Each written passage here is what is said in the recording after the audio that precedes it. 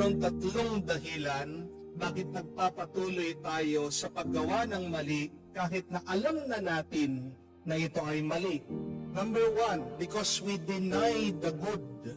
We still keep on convincing ourselves that what is bad is good. Kamukha po nung isang kwento tungkol sa isang lalaki na mataas ang kolesterol. Kaya sinabihan siya ng doktor na magsimula ngayon, lahat ng kanyang kakainin ay dapat lumalangoy. Nung pag-uwi ng kanyang misis, hinahanap ng kanyang mister. At sabi po ng kanilang katulong, nandun po sa kanilang swimming pool. Pagkakita po ng misis na bigla dahil anong ginagawa ng mister? Nagsiswimming pero may kasamang baboy. Ang ginagawa mo, sabi ng misis. Sumagot si mister, sabi kasi ng doktor, lahat ng aking kakainin mula ngayon dapat lumalangoy. Kaya ito yung baboy, pinapalangoy ko. Hindi po ba napakatigas ng ating mga ulo na kahit na alam natin na mali, sinasabi natin, pwede, maaari. We justify our wrongdoing. Kamukha po nung kwento sa Genesis, sinabi na ng Diyos kay Adan at kay Eva, huwag niyong kakainin ang bunga ng punong ito. Pero nung nakita daw ni Eva, anong pumasok sa isip niya?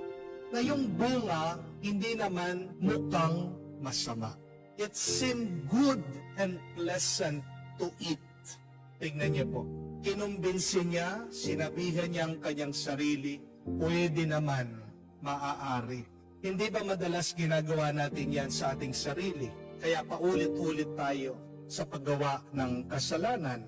Pero mga iba, minsan tinatanong pa kami mga pare, Father, masama bang manigarilyo? Wala naman sa Biblia yan.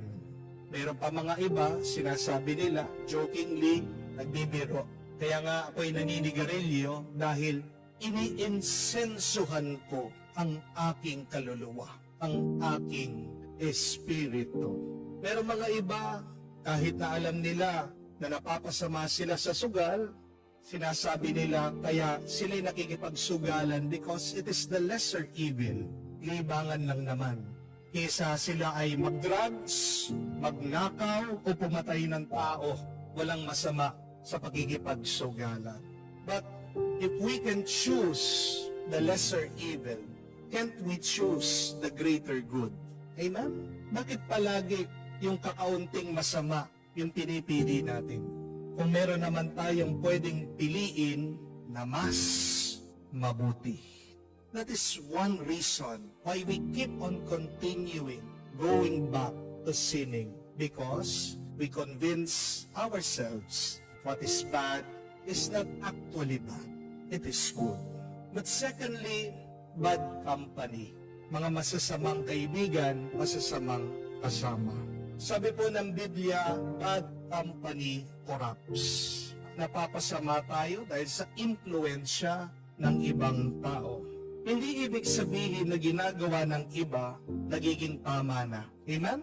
Natatandaan ko po dati, may narinig ako na balita na ang ihi daw ng tao ay nakakalakas sa kanya. Nabalitaan niyo din po yon? At nalaman ko, isa sa mga kaibigan ko, umiinom ng ihi. Yak. Nung tinanong ko siya, sinabi niya, marami naman ang gumagawa at hindi sila nagkakasakit.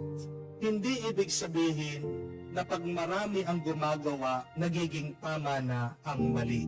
Truth is never a majority decision. What is good is not decided by the votation of many, by the choice of many. Mahirap nga na maging mabuti, hindi po ba? Pag nag-iisa ka lang, pag nakapaikot ka o napapaligiran ka ng mga masasamang tao. Tandaan po natin that we are social animals. We want to be accepted. We want to belong. Kaya nga, mag-ingat tayo. Baka dyan sa ating pagnanais na may makasama o matanggap ng iba, baka gawin mo yung mali o hindi tama para lang maramdaman mo na hindi ka nag-iisa. We should always remember that beautiful quotation, my dear friends, that a fool will follow others, but a wise man will always make his decision. Hibang lang ang sunod-sunuran sa iba, pero ang taong marunong at matalino, gumagawa ng sarili niyang desisyon. If you want to change your attitude, you must change your company. We must ask ourselves, are my friends good or are they bad? Third and last, sadness and sorrow. Lungkot, yan ang isang nagiging dahilan bakit hindi natin mapigilan ang pabalik-balik natin sa pagkakamali at pagkakasala. Hindi natin masisisi minsan ang mga tao na malungkot at maging tolero. At dahil pag ang tao ay nakakaramdam ng lungkot ng pag-iisa, wala din siya sa kanyang tamang pag-iisip. Di po ba? Pag ang tao ay malungkot, pag ang tao ay depressed, hindi mo maaasahan ang tao na gumawa ng tamang desisyon. Kaya nga mayroong mga tao na nagpapakamatay dahil nagdidilim ang kanilang paningin at damdamin dahil lang sa lungkot. At isang dahilan yan na binibigay ng mga tao nagkakasala. It is their coping mechanism. Naghahanap sila na magpupuno ng butas sa kanilang mga puso.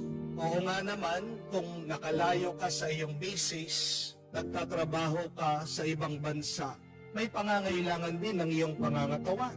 Anong sinasabi ng iba, hindi matiis. Minsan, ang mga iba para makalimutan lang yung masamang kahapon o ang kanilang mga problema, nilulunod nila ang kanilang sarili sa alak.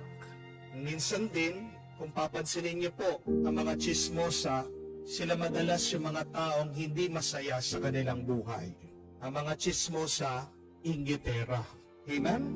Sin for us sometimes is a pleasure. Amen? Kaya nga po, mag-ingat kayo pag sobrang lungkot niyo. Dahil yan ang ginagamit ng demonyo para makuha tayo. Sin for us is a pleasure. Pero tandaan natin na hindi lahat na nakakapagbigay ng sarap sa katawan ay nakakapagbigay din ng kabutihan sa kaluluwa. It does not mean that you feel pleasurable in your body, that it is actually good for your soul.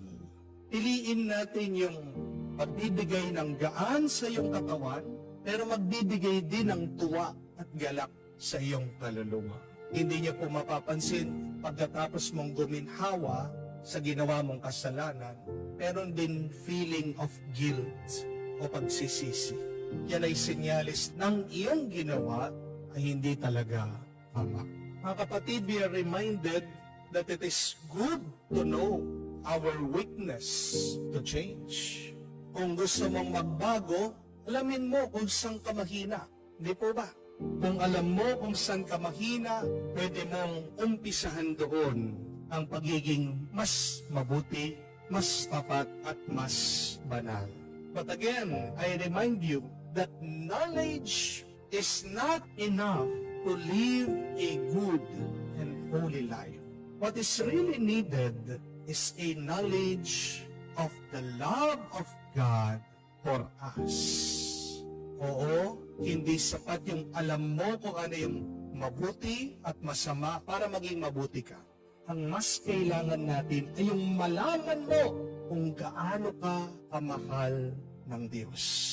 At ang tanong, gaano ba tayo kamahal ng Diyos? Ganito po, na kahit na nung tayo'y mga makasalanan pa, siya ay nagpakamatay, nagsakripisyo.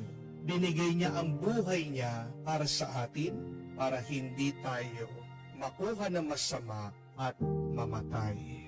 If you realize the sacrifice of God for us, if you internalize that, if you feel that, if you try to pray over that, it will start a great change and transformation in you.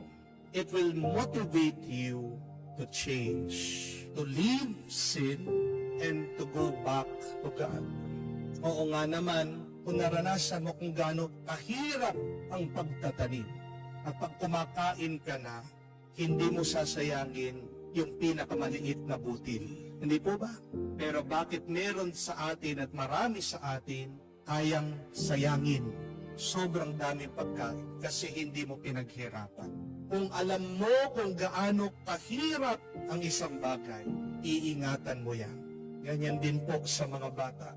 Bakit wala silang pagbibigay ng halaga sa baon nila, sa pera nila? Ginagastos na lang nang walang pag-aalinlangan. Kasi hindi nila pinaghirapan. Pero tignan niyo po, pag lumaki na yung bata, pag tumanda na yung bata, pag nagtatrabaho na yung bata, paghihingan mo, ikaw naman ang hihingi sa kanya. Ba, nagre-reklamo, nagdadabog, ayaw magbigay. Bakit? Naiintindihan na kung gaano pala kahirap ang kumita ng pera. Kung nauunawaan lang natin gaano kahirap, ang bigat at sakit na pinagdaanan ng Diyos para lang maligtas ang kaluluwang ito, ang buhay na ito, hindi natin sasayangin ang ating buhay at hindi natin ibibigay ang ating mga kaluluwa sa masama. So how do we stop the cycle of sin? Paano natin matatapos, pipigilan, mahihinto ang ating maling pagpili? Huwag mo lang alamin kung ano yung tama at mali. Alamin mo kung gaano tayo kamahal ng Diyos at ano ang ginawa niya para lang sa atin.